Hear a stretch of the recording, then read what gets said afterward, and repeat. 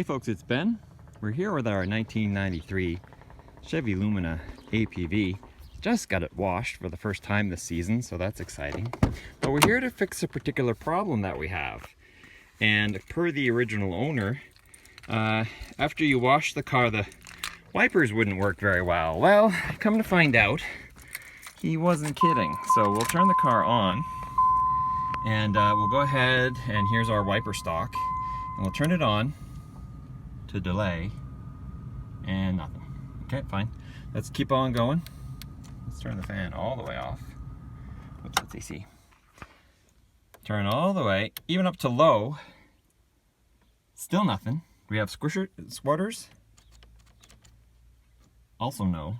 But our saving grace is that we do have high.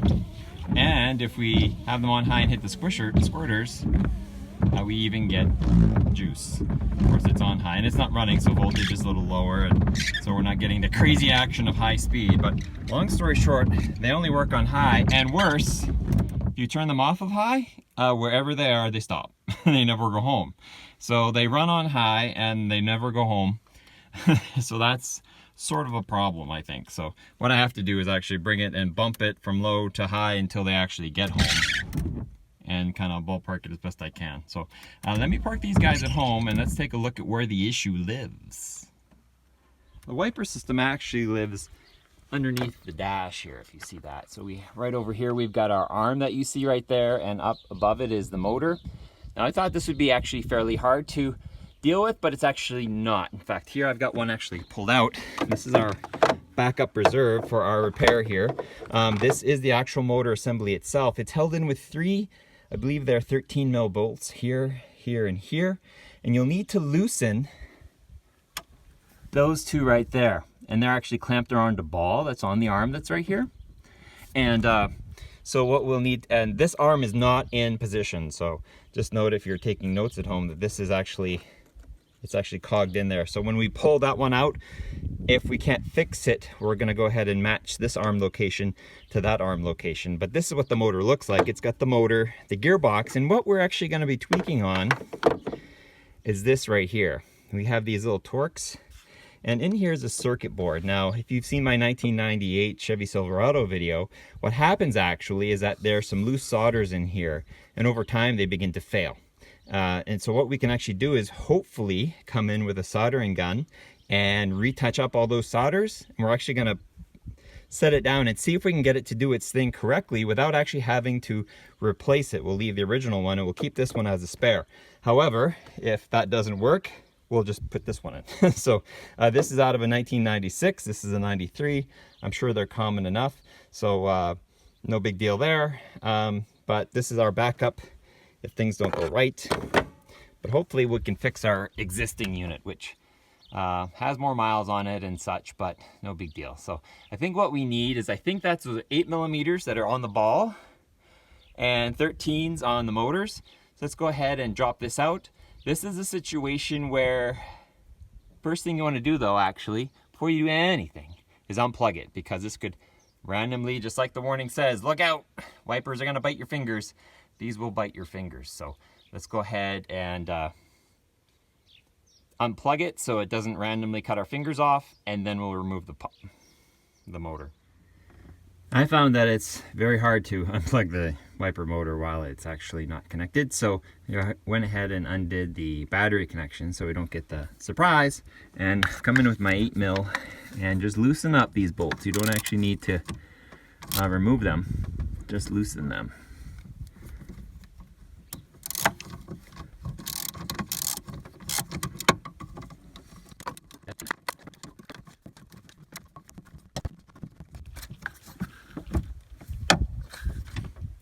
Next we go up to these 10 mils actually, and remove them as well and drop the whole assembly down.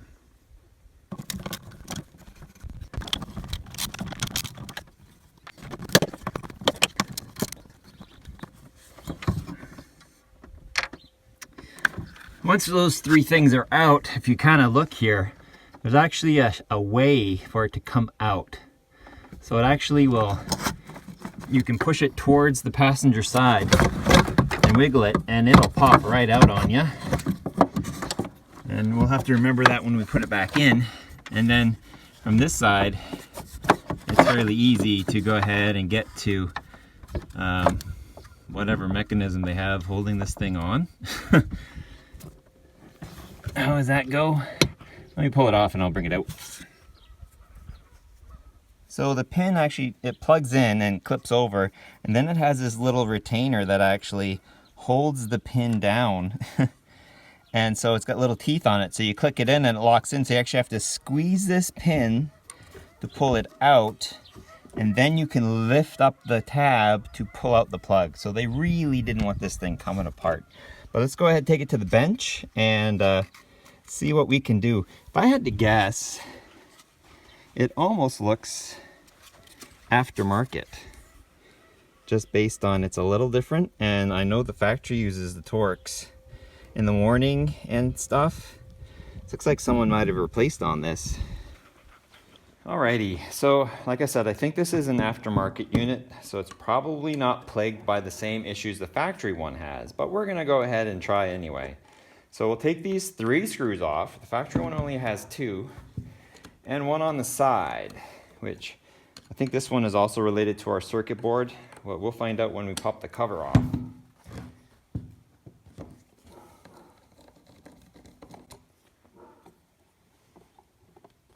It's not for our cover, it's not for anything, so that screw does nothing. So we actually have nothing holding our board in, or something holding our board in. Nothing holding our board in. So here we have our contacts to let the machine know where exactly the motor is at any one particular point. Oops. There's a broken part right there. There's a capacitor that's out, so that's probably needs to be back there. So we have our meshing gear, and we have our motor, and our motor control, and this tells us, or this tells the board where things are. So our washers don't wash when it's in park. Well, we knew that, and as long as it could roll, it would roll. But for other reasons, it wouldn't actually roll on its own. So a big capacitor fell out. This guy here, and it's covered in grease, so that's a good sign. I just need to find out, where did it come out from? Looks like it's D6, this one right here. So I'm guessing we're gonna, yeah, right here, the open solder's there. So I'm guessing that's a failed solder.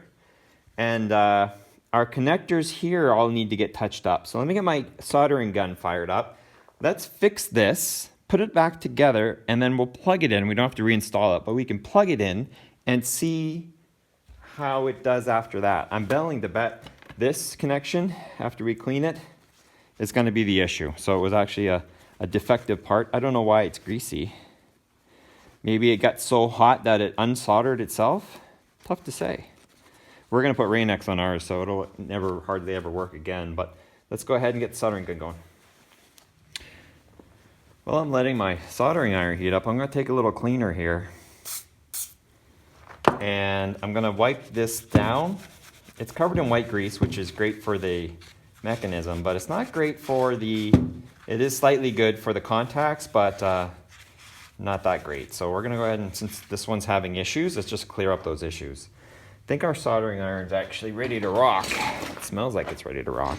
Don't actually need solder for this. There should be enough around on the solders themselves that we should be okay. We're going to do the toughest one first, which is this capacitor, which honestly just seems like it got unsoldered from the board. Now it's marked with gray and then large black, so I'm going to assume that it's marked D6.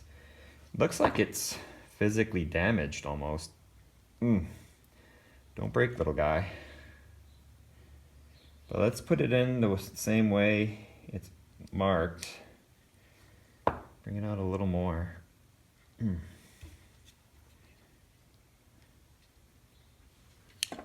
So that it matches the board.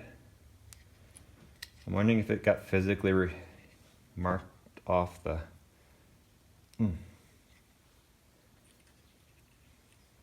I don't see anywhere else it could fit, so we got that going for us. So, all right. So we have it physically inserted to the board, and we're gonna go ahead and I got my finger on it, and we're gonna melt this solder and push it through. And melting it's literally what I'm doing. Just hold on your soldering iron to it. And melt everything so it's liquid and pull it away so it's not. There we go. Got a little bit of insertion there. Let's make sure that's nice and wet. Otherwise you get left with what they call a cold solder, which means the solder actually retracts from the components involved, and then you get your connection that's awful. So that side looks to be good. It actually looks like crap, but it's good enough. And we can come back with our meter and check to see if this side's actually connected to the wire side, but I'm sure it is at this point. And it's something, that's a check you could do ahead of time, but I just know that this is the issue here. So let's go ahead and do this side as well. Just melt the existing solder here that's actually already been, it's had a varnish spray put on it as an anti-corrosive. That's why it's going from yellow to silvery. I put some pressure to go into the board.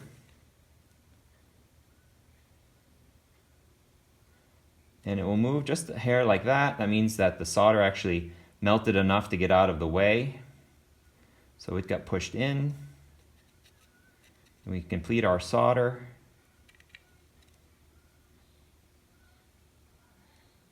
And we're good to go. So that's easy. We just had to check it for damage. Our contacts look good. They're slightly greased, that's fine. Capacitors don't look popped. There's nothing bad there. Our unit's now installed like the way it should have been. I'm gonna come in and resolder these just because I'm here. And this will eliminate any sort of error. This is just the plug connector to the circuit board. It is a known GM issue.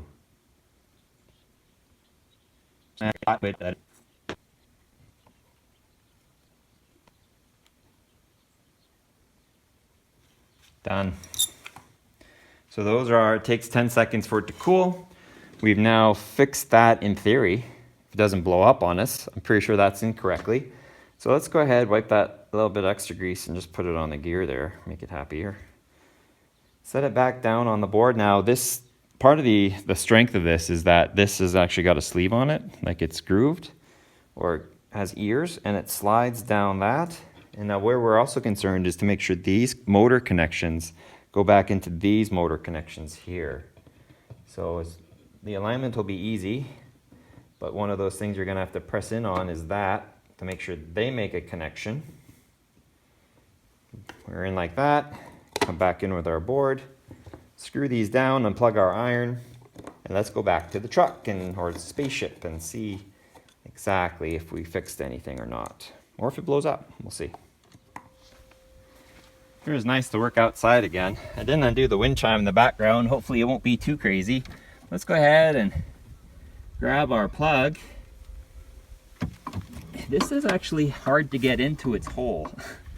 There's a little bit of manhandling to get it in and out. Between the arm and the motor and the other arms and everything, it's a little bit of a wiggle fest. All right, so we're in here, and my socket's still up here, which is fine. Well, let's plug it in and make sure this arm has lots of space to roll so we don't hit anything or break anything. Just gonna clip that in for now. Clip. Okay, and our motor is gonna wiggle around a little bit, but shouldn't hit anything. Put it right up on the strut. Let me get you on a point where we can see it, because I got to go to the cockpit to actually operate this thing once we get the battery back together again. So I'm bringing you down here. Okay, you should be able to. So now we're zoomed in on it's on the strut tower there. So we've just done the soldering. Let's go ahead and key her up and see how we do. Here's mist. That sounded promising. It's on delay mist, so that means in a couple seconds it should spin again. Oh, I think we found our problem. So I should be able to move it to low now and it should just spin slowly.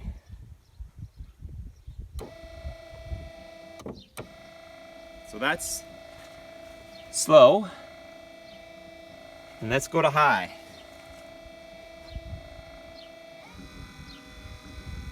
Oh, look at that. I think we fixed it.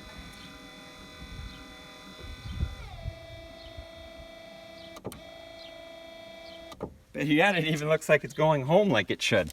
We didn't even have to use our spare one. So that's fantastic. Let's go ahead and reinstall it.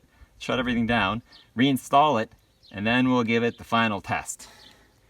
So this view will either rock or not. We'll find out. So let's go ahead and set the motor we didn't need to buy back. We've got it plugged in, so let's take our snap, our protector, and it goes in. How'd that go in? Must have been from the bottom up. And there, it just locks in that tab. Then we take this whole assembly, slide it back down this line here, but it's upside down, fool. It is, yep. So we gotta flip it over.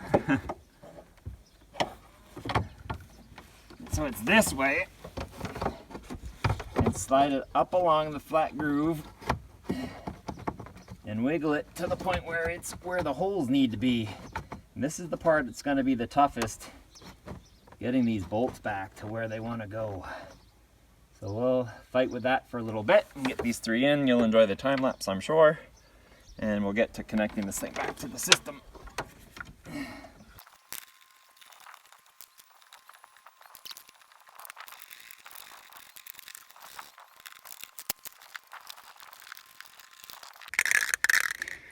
So before we go too crazy, let's make a mess of everything. And we have some friction points here. So I'm gonna take some white lithium grease and, whoops, I lost my nozzle. Squirt it on all the contact points that we have wiggling. So we have wiggling here, and of course off the motor to the center access point there and there. And then on another one over here for that one. And then we have these main bearings too. I'm not sure how they get greased, but we'll see if we can grease those. So let's just grease those all up nice, and then we'll give it a final test. So we've effectively covered everything I have in spray grease. Perfect. Here we go, final test, all's installed. Nice. Didn't have that before. That's low. And here's high, which isn't that much faster, but once again, we're just dealing with battery voltage. So perfect. And does it wash when we ask it to wash? Does it run the wipers and wash? It does. So we got squirt juice and washing. If I let go, it'll wipe 3 times. 2, 3. Perfect. So that's how you fix, I guess, the wiper system on a 93 or any APV Transport Silhouette without actually having to replace parts. Actually, we didn't replace a thing. Everything was kind of given to us. But if you needed to, you could just take this guy and unplug that one, put this one back in, bolt it back up again. It should work, but we fixed our own, so we are good to go. If you have any questions, go ahead and ask them. Statements, go ahead and leave them. Subscribe to my channel, Turbo231, for more content like this and other vehicles that happen to be in the fleet. And I will see you next time. That's pretty super. Mini-me is sitting on the dash right there. It's neat I didn't have to use this. I'm gonna go put it in storage and probably never use it unless I get another van that's got something wrong with it. It's really